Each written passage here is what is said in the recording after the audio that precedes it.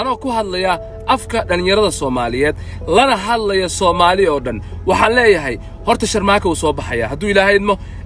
daahirna waxaan leeyahay daahir oo balantii aad ka qaaday Sharmaake waad uga baxday heer waxaa maraysaa userkiisii iyo passwordka YouTube-kiisa aad cid kasta siiso oo cabdidhaanta is soo geliyo cid kasta oo YouTube-kaas aad siin karto aad farta ka saarto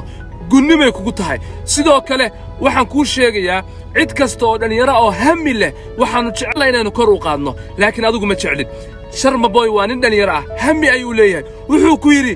cunaha hay qaban oo lugaha hay qaban buu ku yiri laakiin ulamaada dhamaysi ragii xiniyahaad qabatay ragna rag yaqaan ma tihid waxaan kuu sheegayaa haddaad isticmaalayso social media waanu leenahay social media haddaad isticmaalayso maal waanu leenahay maal haddaan nahay dhalinyarada Soomaaliyeed